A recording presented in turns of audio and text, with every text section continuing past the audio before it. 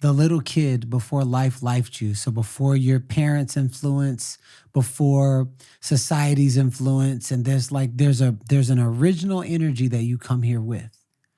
And little kids, baby, they're the closest to spirit. They're the closest to nature. They're fresh out of the womb, and then all of a sudden they get imprinted on. But there's a specific power. And if you notice how kids is from age to 7, that's where they grow the most. Adults are deteriorated children.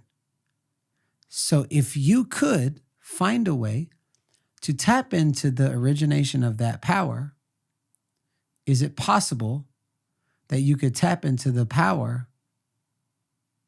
that is of creation, that is connected to our ancestral lineage, that is connected to ancient coding and all of creation?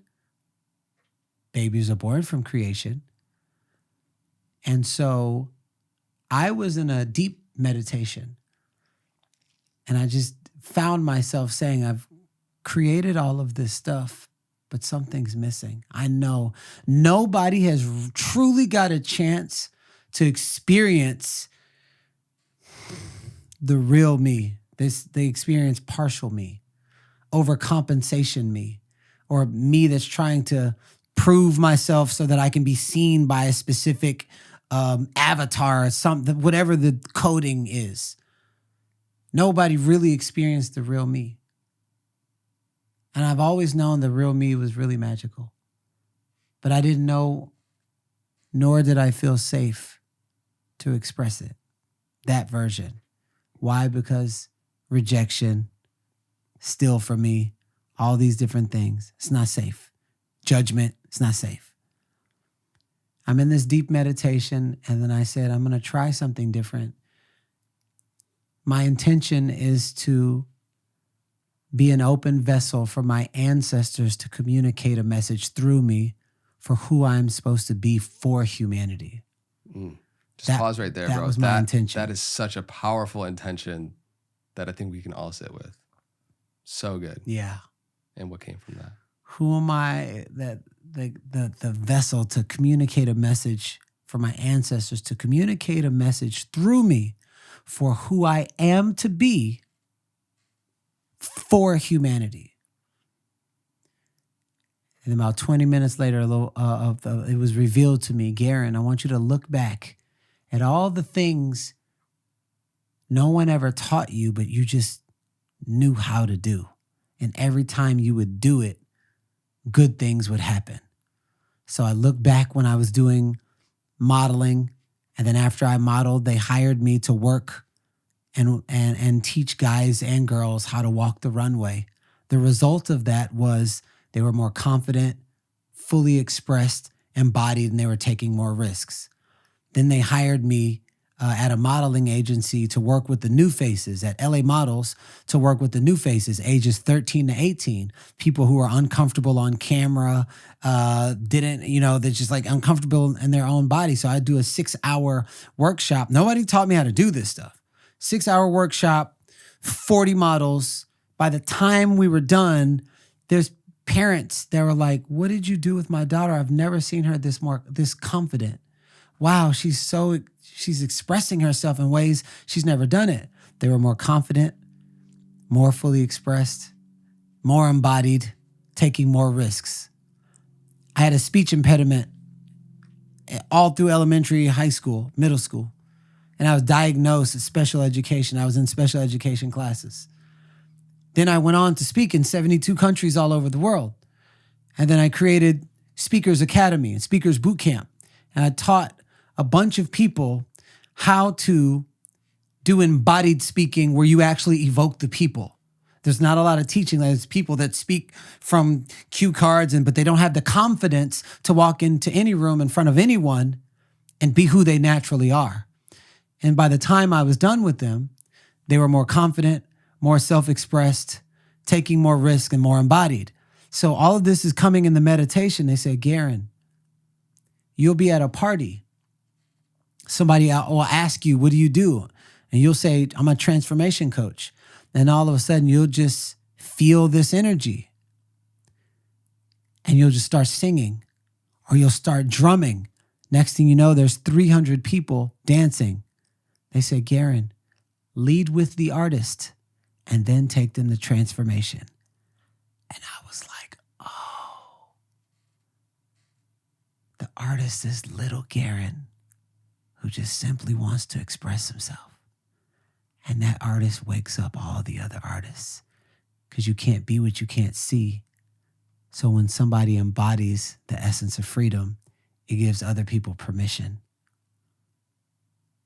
And I said, I got it. I accept. And then all of a sudden, Awaken the artist within just drops into my consciousness. You're going to create this retreat and you're going to attract some really extremely powerful people that all want that same thing. They don't want to overcompensate. They don't want to prove a point. They're tired, Garrain. And you have unlimited amount of energy and you know how to teach them how to tap into that well. So you're going to teach them how to tap into their true artist. And then they'll go out into the world, into their work, and they have a sense of renewal like they've never experienced before in their life. Garrain, this is what you're here to bring the people. Create, awaken the artist within. 2 weeks, completely filled up. And I was like, yo, where are these people coming from? All I had to do was create it. Mastermind, filled up. Where do these people come from? Big name people, other people, they're just coming in the bunches. Another retreat, sold out. Leadership, artist power leadership program for high level 6 and 7 figure earners.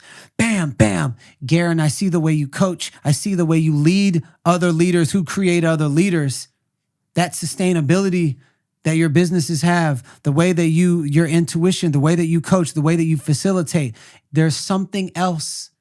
And I want to learn that something else.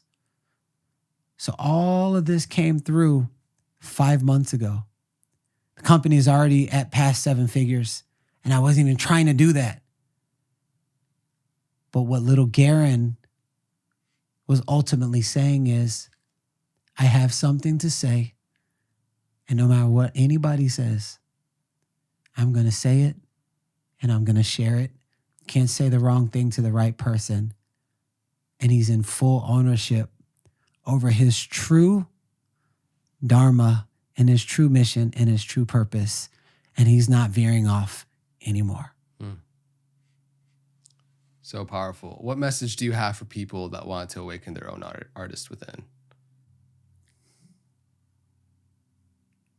Imagine a little kid tapping at your knees going, Mom, Mom, Mom, Dad, Dad, Dad, listen to me. Please listen to me. Listen to me. And imagine you ignoring that child for 20 years.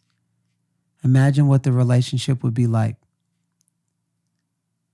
Those things that you used to love to do as a little kid that you've abandoned.